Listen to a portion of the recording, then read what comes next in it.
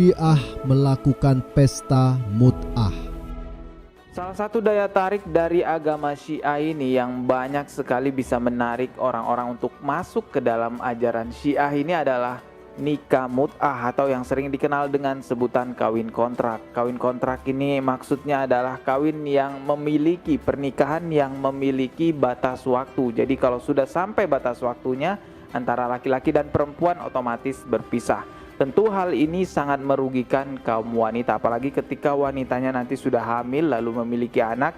Seharusnya anak tersebut mendapatkan tanggung jawab dan kasih sayang dari seorang bapak. Tapi karena pernikahan mut'ah ini yang dianggap sebagai salah satu ritual ibadah di agama Syiah, tentunya ya merugikan sekali kaum wanita. Tetapi walaupun sedemikian merugikannya mengenai nikah mut'ah ini, tetap banyak kaum Syiah yang melaksanakan nikah mut'ah karena memang orang-orang Syiah itu menganggap bahwa nikah mut'ah itu adalah ibadah yang sangat agung dan memiliki pahala ataupun imbalan yang sangat luar biasa. Saya baca di sini beberapa riwayat maudhu'ah yang dinukilkan dari kitab-kitab Syiah ya tentang keutamaan mut'ah. Jadi cukup wajar ya kenapa orang begitu senang dengan Syiah.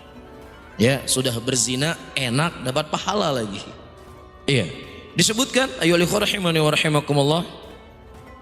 Mereka menukilkan ini kepada Nabi kita Muhammad sallallahu alaihi wasallam. Hada kadzab. Ini dusta. Man tamatta'a bi imratin mu'minatin ka'annama zaral Ka'bah 70 marrah. Barang siapa yang seorang mut'ah dengan seorang wanita yang mukminah, maka seakan-akan dia seperti mendatangi Ka'bah sebanyak 70 kali.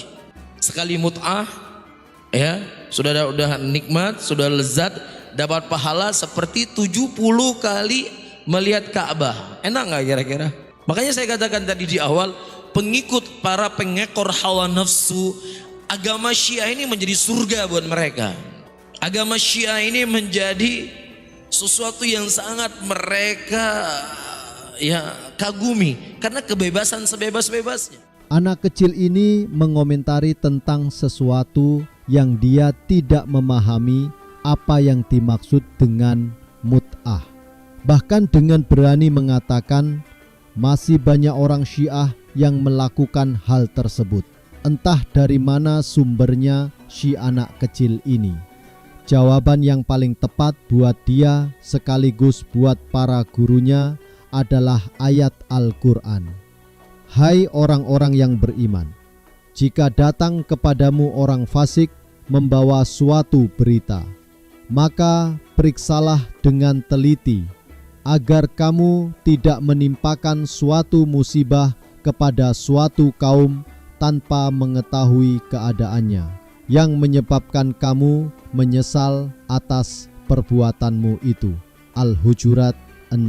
Ayat di atas merupakan tabayun, klarifikasi, sebagai jawaban terhadap fitnah dari rombongan Wahabi yang tidak akan berhenti untuk memfitnah Syiah, karena dari sanalah mereka mencari makan.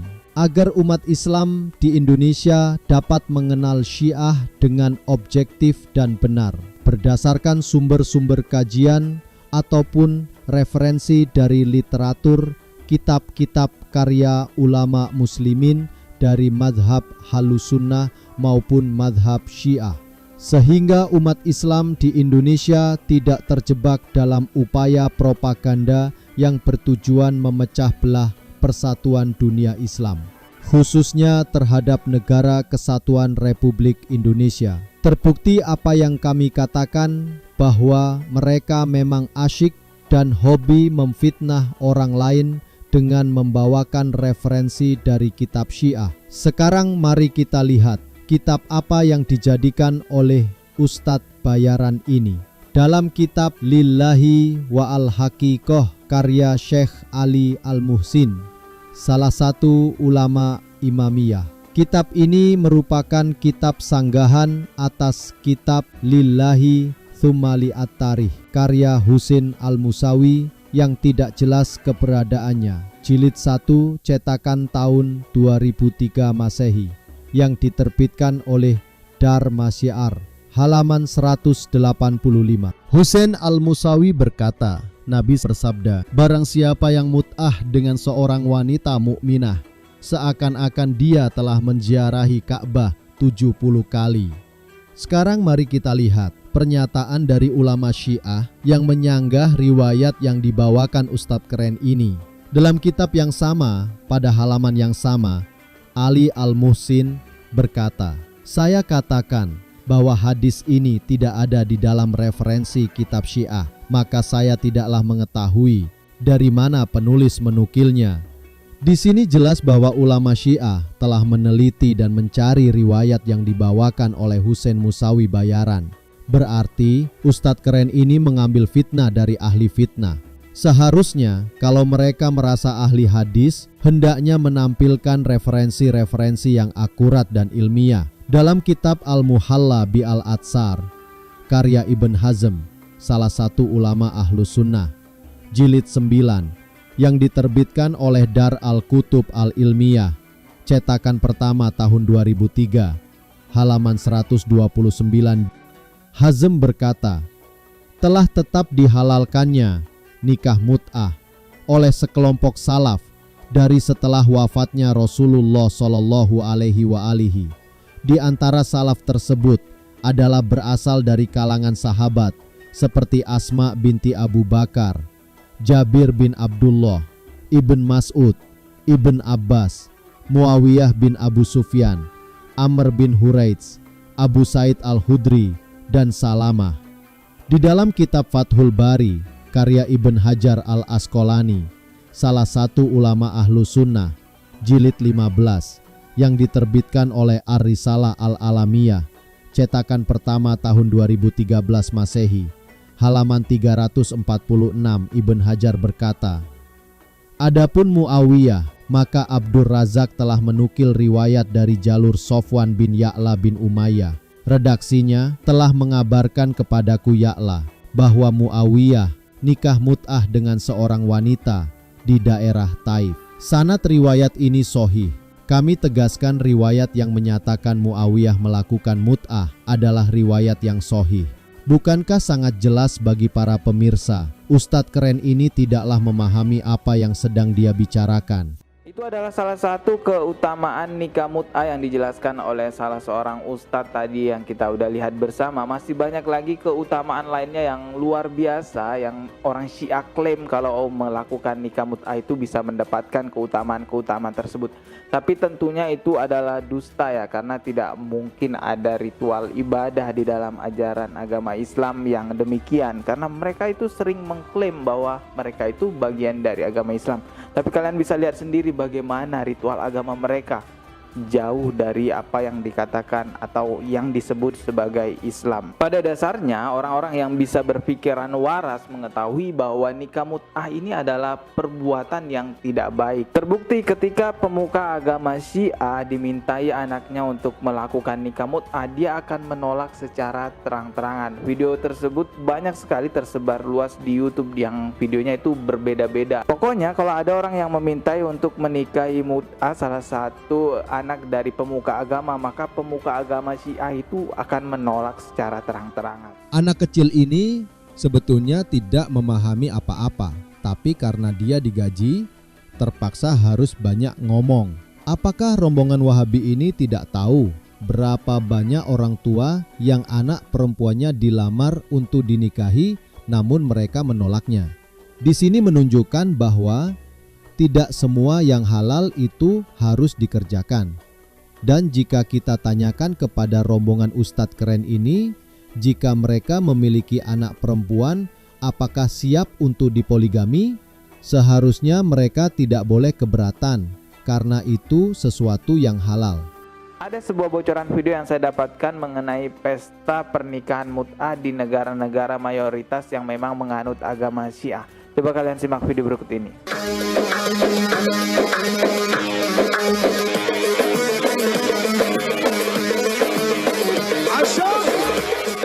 Bocah bayaran ini menampilkan video yang mengatasnamakan sebagian orang-orang Syiah sedang melakukan pesta maksiat. Mungkin anak kecil pun akan tertawa terbahak-bahak melihat lawakan dan kebohongan yang si bocah bawakan tadi. Pertanyaan singkat, mana bukti kalau itu adalah pesta pernikahan mut'ah? Sekarang kami akan tampilkan sebuah video yang mana kami tidak berani untuk mengatakan bahwa ini kejadian di suatu tempat karena kami tidak biasa untuk berdusta sebagaimana kebiasaannya pembesar-pembesar bocah ini. Silahkan para pemirsa menilainya di mana kejadian tersebut.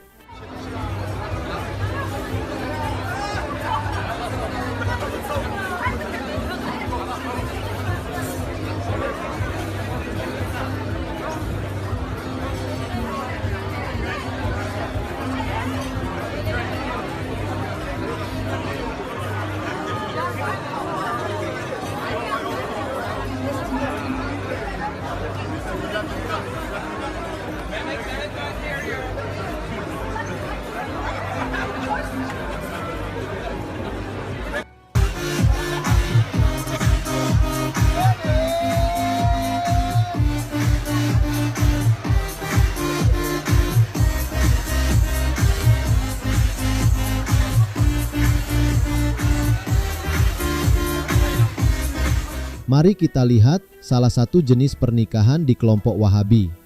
Dalam kitab Majmu' Fata'awa karya Ibn Baz, salah satu ulama Wahabi, jilid 4 yang diterbitkan oleh Dar Al-Qasim Riyadh, cetakan pertama tahun 1420 Hijriah, halaman 29-30.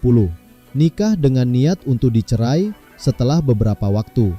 Pertanyaan, saya mendengar ucapan dari salah satu rekaman kaset bahwa Anda telah menfatwakan diperbolehkan nikah di negeri rantau di mana seseorang bermaksud untuk meninggalkan istrinya setelah masa tertentu bila habis masa tugasnya. Lalu apa bedanya nikah semacam ini dengan nikah mut'ah? Dan bagaimana kalau si wanita melahirkan anak? Apakah anak itu dibiarkan bersama ibunya yang sudah ditalak di negara rantau itu? Saya mohon penjelasannya. Ibn Baz menjawab, benar.